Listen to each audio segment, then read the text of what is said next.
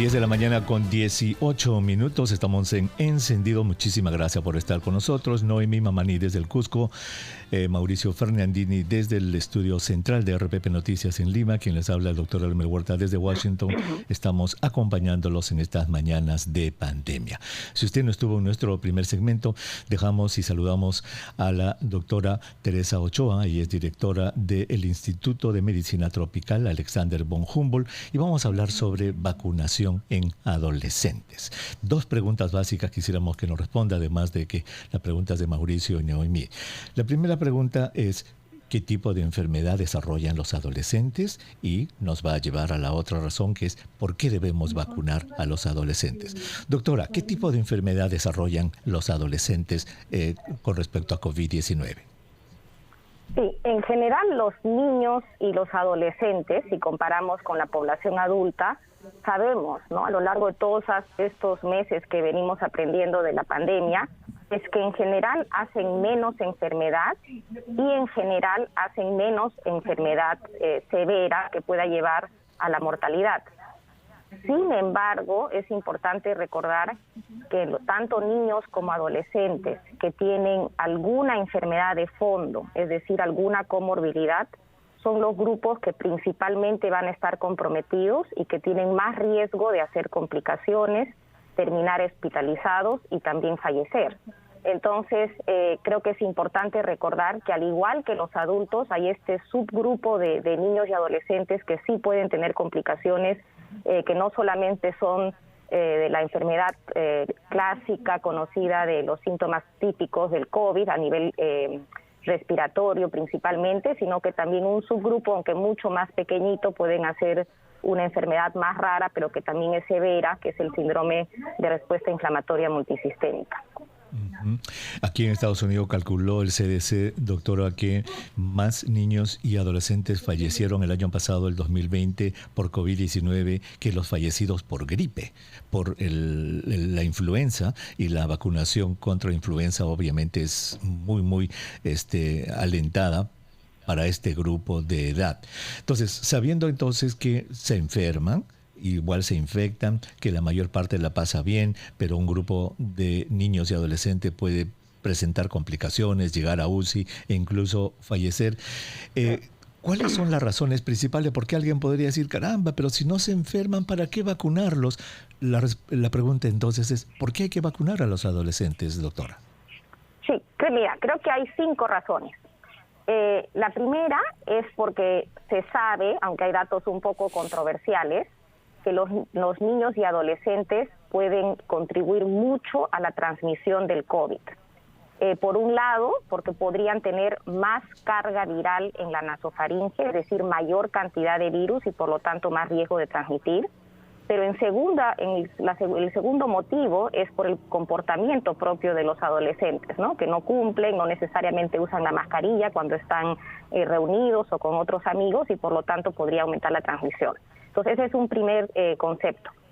La segunda razón es porque si nosotros al final queremos lograr la inmunidad total de la población, tenemos que también inmunizar a ese grupo grande poblacional que son los adolescentes, ¿no?, porque esa es la meta de tener el mayor porcentaje de la población cubierta. En tercer lugar, por los beneficios propios de la vacunación en este grupo que mencioné, que es el grupo de riesgo, ¿no?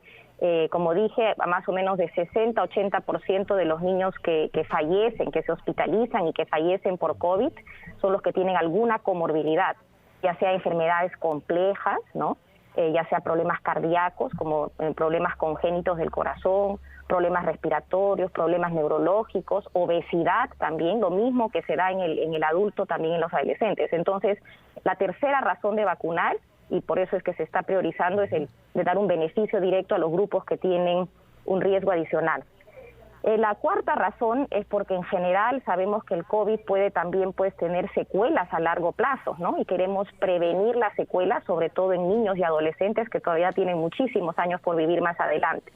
Y la quinta razón, que creo que es una de las más importantes, es por mejorar la salud mental de los niños y de los adolescentes, para que puedan de alguna forma retornar a la normalidad, ¿no? Ya vamos casi ya va a ser 1 año y medio de esta pandemia. Tenemos que reiniciar la educación, muy importante para el adolescente y para los niños, la interacción social, todo esto que es fundamental para permitir su desarrollo, ¿no? Entonces, en miras a lograr eso, creo que es importante. Claro que siempre viene el balance de qué grupo etario y qué grupo poblacional debe ser vacunado primero, porque tenemos escasez de vacunas, pese a que, como usted ha mencionado, estamos avanzando relativamente bien. La salud, qué interesante. Perdón, doctor Huerta, la salud emocional de los adolescentes y de todos y cada uno de nosotros, hay que validarlo, no hay que tener vergüenza si uno se deprimió, tiene ataque de pánico, no duerme bien, o sea, hay que finalmente hablar abiertamente de todo y partiendo del grupo que estamos a punto de vacunar, para recuperar la salud emocional, ¿no? La sociabilización con prudencia es necesaria. Y en ese sentido, ¿no? La preocupación es cómo nos integramos los peruanos. El centralismo se ha hecho sentir hasta en la jornada de vacunación. Los adultos ponen su DNI en pongo el hombro, los de Lima, los de las regiones no. ¿Cómo vamos a facilitar para que los adolescentes de Puno, de Iquitos, del pueblito más alejado, tomen conciencia de la importancia de la doble vacunación y se haga descentralizadamente, ¿no? En el tiempo récord posible, ¿no? Esa es una preocupación latente porque no nos logramos integrar los peruanos al mismo nivel. Sí, creo que es fundamental acá resaltar que es indispensable que haya una mejor campaña de comunicación, ¿no? Esto lo venimos mencionando desde el inicio. Como ha dicho el doctor Huerta, se está haciendo un esfuerzo enorme, se han conseguido ya millones de dosis, estamos avanzando relativamente rápido, pero la gran preocupación es esa, la gran cantidad de población en zonas rurales, en zonas distantes del país que no se vacunan, el gran porcentaje de ausentismo para la segunda dosis.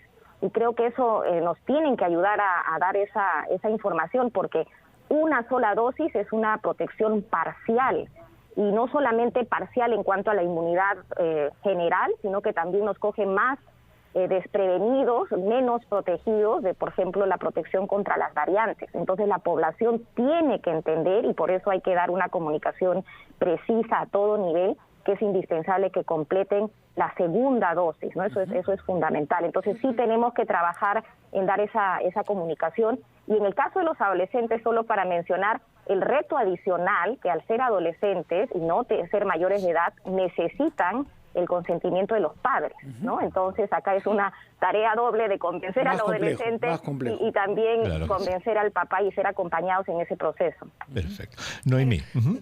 Sí, doctora Ochoa, yo tenía 2 consultas para usted. Habló sobre las secuelas en los adolescentes y niños. ¿Existen las secuelas y cuáles son?